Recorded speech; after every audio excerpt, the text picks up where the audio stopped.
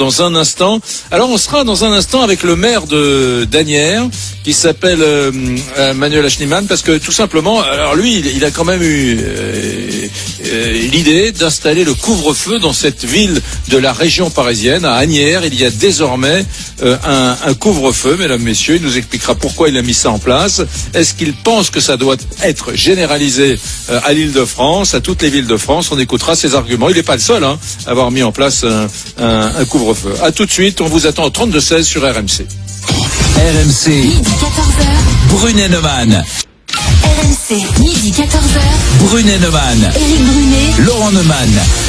De retour dans Brunet-Neumann sur RMC pour ce 9e jour de confinement. On a compris que ça allait durer peut-être 4 semaines de plus, peut-être plus encore. On a donné la parole à tous ceux qui nous appellent au 32-16. On a beaucoup parlé des personnels soignants, des premiers de cordée, de ceux qui sont en première ligne. Il faut pas oublier les maires. Les maires, eux aussi, sont en première ligne. On en a entendu un hier qui était dans le Rhône et qui avait mis en place beaucoup de choses depuis le début de cette crise. Et on est en ligne avec Manuel Aeschlimann, le maire d'Asnières sur Seine, dans les Hauts-de-Seine. Bonjour monsieur le maire. Bonjour.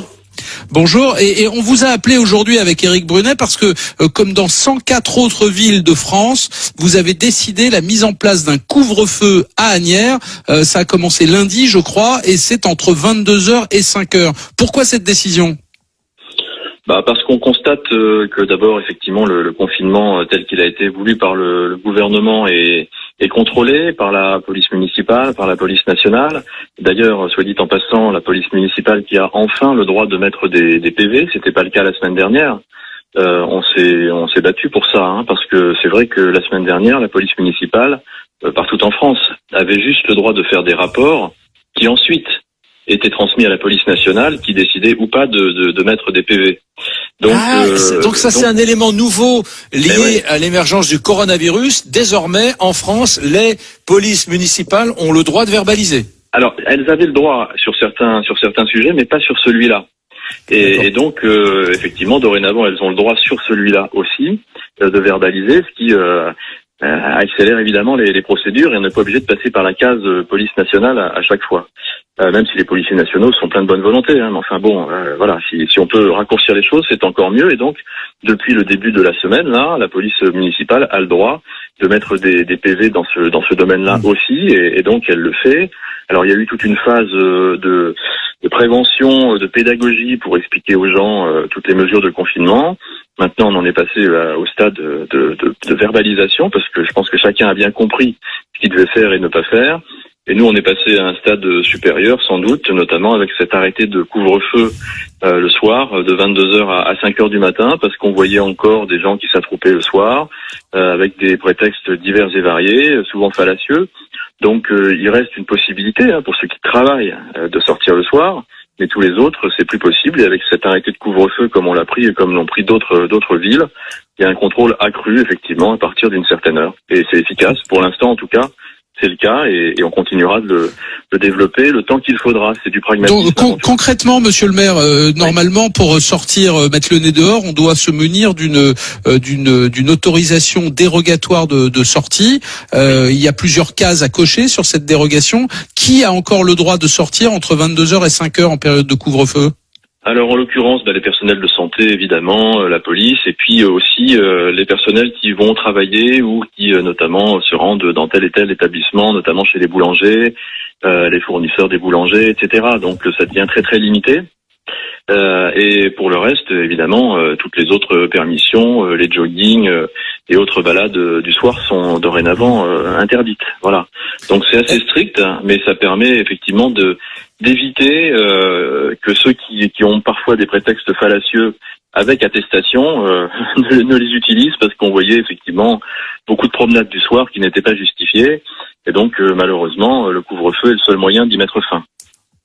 Vous qui connaissez bien, Manuel Aeschlimann, vos administrés, votre ville de Asnières-sur-Seine en région parisienne, est-ce qu'il y a vraiment des niveaux de connaissance et d'identification de la maladie qui sont très hétérogène chez vos administrés, quoi. Est-ce qu'il y a encore des gens qui se disent on s'en fout, c'est pas grave, ils nous emmerdent avec ça, on l'attrapera pas, on en a rien à foutre, on se réunit, on va braver les interdictions, on va braver le confinement et on se retrouve ce soir chez toi, etc. Est-ce que ces comportements-là sont de plus en plus rares ou est-ce qu'ils sont toujours fréquents à l'échelle d'une ville comme Asnières?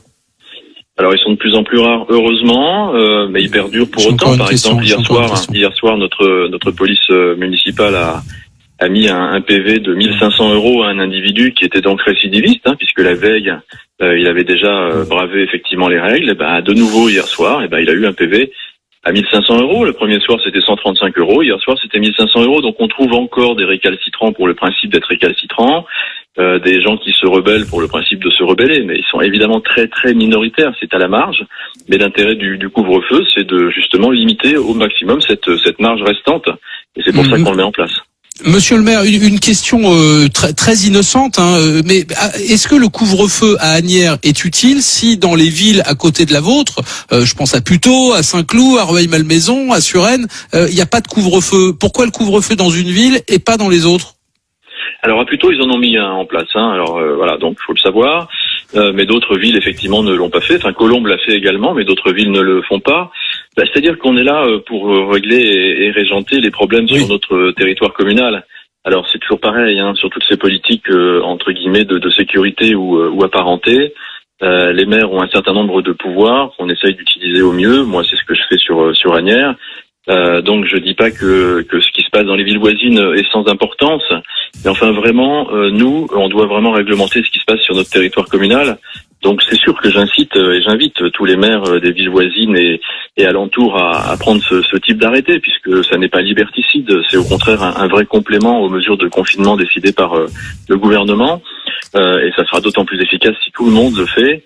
Mais en tout cas, déjà sur le strict territoire communal, ça nous permet d'éradiquer un certain nombre de comportements irrespectueux et on y parvient.